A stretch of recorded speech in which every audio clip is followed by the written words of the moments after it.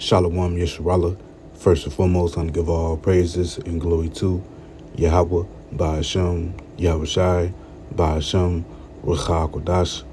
Double honors to the apostles and elders of Great Millstone. Peace and blessing to those Akim that's preached the word in all truth and sincerity, along to Israelite foreigner brothers that are like the heathens. But the line of outside goes back to the nation of Israel. Which nation of Israel? You so-called Negroes, Latinos, and Native Americans through the prophecies and curses of Deuteronomy 28 chapter and throughout the Bible. So this is Brother Yakal, a Moppic lesson, and today's lesson will be entitled, Be Your Brother's Keeper. I'm just going to go on some precepts, and Lord willing, you brothers and you sisters out there be edified through the spirit and power of Yahweh Shai. Because us in this faith, we all have to be each other's keeper, man. Because at the end of the day, we all we have at the end of the day, because we all fighting for the same cause, which is salvation. Lord willing, we be part of the elect to be delivered from out of here from Babylon, the great America. And and when Jacob's trouble come, we will have to rely upon each other, if the Lord has it, if we are around each other, because, brotherly love is very, very important in the faith, so, I just be going to a lesson in regards to that. And before I start the lesson, I define the term brother's keeper. And when you read the middle paragraph, it means donate his or her time or resources to help others, and will place the needs of others before his or her own, right? Which goes into selflessness. You're not focused on yourself.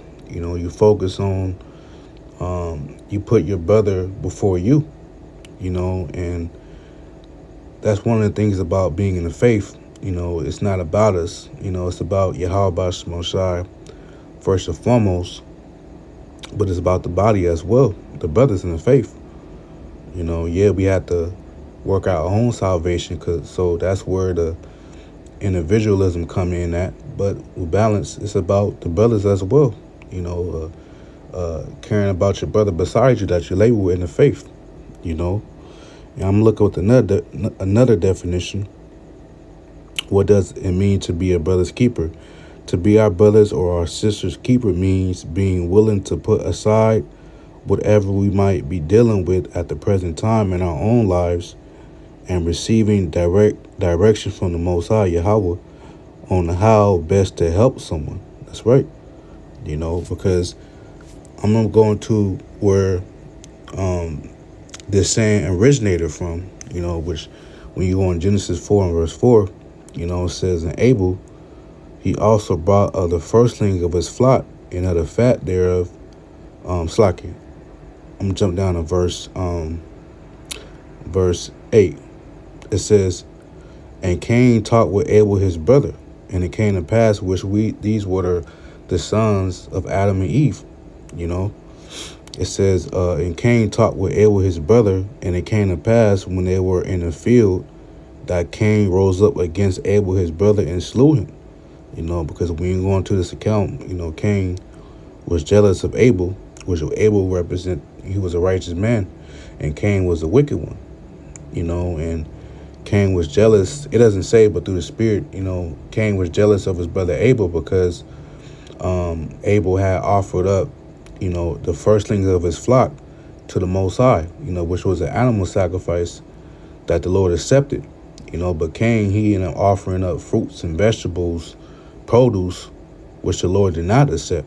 So Cain was jealous of Abel, and he killed his own brother, which Cain was the first murderer, of the Bible. This is the first account of murder in the Bible, But verse 9 says, and the Lord Yahweh said unto Cain, where is Abel thy brother? And he said, I know not. Am I my brother's keeper? See, so, Cain, he was a first liar. He lied to the Most High, Yahweh. But he said, am I my brother's keeper? And yes, you are. because which he wasn't a brother for him to do that deed, what he did. But the answer, the question to ask us is yes. We are our brother's keeper in the faith. Because going to the scripts, some precepts. First John chapter 3 and verse 14. It says, we know that we have passed from death unto life. It says, because we love the brethren. It says, he that loveth not his brother abideth in death. Right. So you're supposed to love your brother that you labor with beside in the truth, man. Of course, every brother, some brothers are more tight knitted with other brothers. Some brothers may have, may not see eye to eye, but, we still gotta have that brotherly love for each other, man. Because at the end of the day, we all we have in the faith, and while the whole world is against us for what we believe in, the true doctrine of Yahweh Shemon Shai, we have to be on accord, and looking out for each other. But let's continue. It says, verse 15, whosoever hateth his brother is a murderer, and you know that no murderer have eternal life abiding in him. Yeah, so, you can't hate your brother, man, because we know that's the curses in Deuteronomy 28 chapter. Like I was saying, you may, it might, be some brothers in the truth that may have differences with their fellow brother that they labor in the faith, but that disagreements shouldn't turn to hate and envy, and because envy is a demon, and that can lead to murder, man, if you don't check it. If you are dealing with that, man, you got to pray to Yahweh Shemon Shai to get that evil spirit out of you. But let's continue. It says, is this, hold on, it's like, First John 3:14. What's this? Let's see. Yeah, here we go. Yeah, I'm slacking. I was making sure I was bringing out the right scriptures. Verse 15 says, whosoever hateth his brother, I read that already. Verse 16, hereby perceive we the love of the Most High, because he laid down his life for us, and we ought to lay down our lives for the brethren. Yeah, so Yahweh Shai, he laid down his life for us, for the whole nation of Israel, to get on with the elect. So we come to some times when we may have to lay down our life for a brother that we lay with in truth, man. Because that's great love. Because even Yahweh Shai, I just get that real quick, in St. John 15 and verse 13. And it reads, greater love, and this is Yahweh Shai speaking, it says, greater love had no man than this, that a man laid down his life for his friends, man. Right, so that's great love, because that's ultimately what Yahweh Shai did. He loved us so much, nation of Israel, of course, begin on with the elect, but he loved us so much that he laid down his life for our nation, man. So we can be back in good graces, with the Most High, through reconciliation.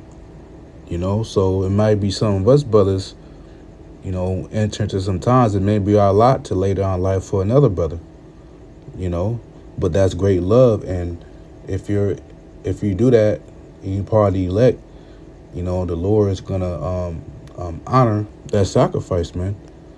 And you will be written, that deed, that righteous good deed will be written about in the book of life, on your story. You see? But let's go back to 1 John 3 and verse 17. But whoso hath this world's good, and see if his brother have need, and shut up his bowels of compassion from him, how dwelleth the love of the Most High in him? Right. So, if you see your brother in need, man, and, for example, you might see your brother in a financial burden, and, you pretty much boil off, you working, and you see the other brother, he fell on hard times, but you're not helping him. You're not offering to help him, and, and how how is the love of the Most High abiding in you? Here it is. That same brother that's in need, he helped you out manifold times. Through the Spirit of the Lord. But when he is in need, you turn the blind eye to him. Or you don't want to get in them thoughts like, man, I don't want to keep giving him my money. I'm trying to save. Like, nah, man. The scriptures speak about, lose money for thy brethren, in the Apocrypha, and the Lord, and that could be a test from the Lord, man, because everything could be good at camp. Every brother, cool financially. I'm just, making an example on, in money wise, which, this truth is not about money, but just, giving an example. For example, the whole camp could be good financially, and, of course, everybody in that spirit of call up, hey, Yahweh Shemosha Bakatah, but will you still be in that same spirit to help bro out when he in need? Or would you turn a blind eye, be a nigga, and act like you don't got it? So I'm gonna read the scripture again. It says, but whoso hath this world's good, and see if his brother have need, and shut up of his bowels of compassion from him, how dwelleth the love of the Most High in him, man? And right, the love of the Most High is not in that individual if he's turning a blind eye to help a brother. And like I was saying, I made an example in regards of financially, but another example could be, you might, the brother might need a place to stay, and you getting them thoughts like, oh man, I want to stay by myself. I don't want this man to be living with me, man. I don't know this dude, and just all these demonic thoughts, which, I understand, as men we do with our own space, so that's understandable, but if you see the brother in need, he don't got nowhere to go, man. You gotta take that brother in, man, to help the brother, because that's brownie points being added to your tab. Because, when Jacob's trouble come, man, you want the Lord to remember you. And, you want the Lord to look back and, my servant, he was faithful. He helped out his brothers when there was a need. He was a true brother. So we want the Lord to remember us for our good deeds, man. Because a couple of months later, you can be in that same position as that brother was in. And the Lord can have it when the occupant don't have it or something, and you have that guilty conscience, like, oh man, I should have helped the brother when I had it. Now I'm in need. Now, I'm not getting help. So, hey, the Lord work in mysterious ways, man. So, to sum everything up, just do the right thing. Just do the right thing, man, and apply the scriptures. But let's continue. It says, verse 18, my little children, let us not love in word, neither in tongue, but in deed and in truth. So that's true love according to the Bible, your actions. So we're supposed to love the Lord in deed and in truth. And we love the Lord by keeping the laws and commandments to the best of our ability, and helping out the brotherhood, man, being a good brother, charitable brother. And don't always it's not just limited to money, it's limited to being there for your brother when he needs you to talk to on the phone, or the brother might vent to you. He just need an ear, to hear, and, you got to be there for your brother, man, because it's going to be it will be times when you in need, and you don't need that same, you don't need that same energy back,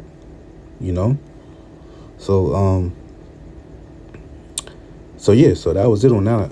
So let's go to Psalms, and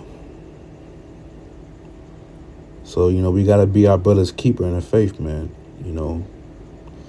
Psalms 133 and verse 1, a song of degrees of David. Behold, how good and how pleasant it is for brethren to dwell together in unity. So it's a very pleasant thing, in unity.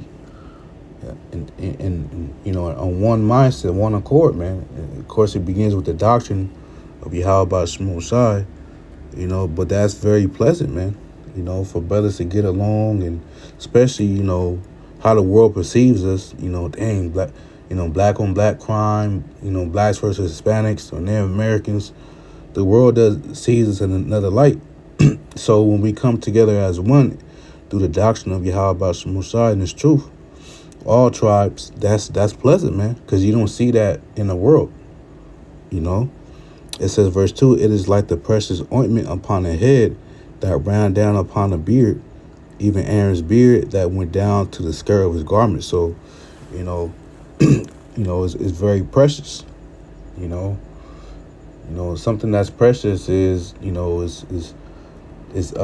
something that's precious is rare. So, like I was saying, the world, when brothers go out in public settings, into a restaurant or something, and people of this world, they see Akim, they rejoicing together, they in unity, ain't no arguments going on, everything is cool. The world marvels at that because they so used to seeing us so-called Negroes, Latinos, and Americans fighting and stuff, man. Arguing and shootouts. So when they see us in a positive light, it's like, wow, but that's the spirit of Yahweh Shemashai upon us to do that, man. So yeah, I that was pretty much it. I had other precepts in mind, but I don't want to beat the dead horse. Pretty much made the point. Be your brother's keeper, man.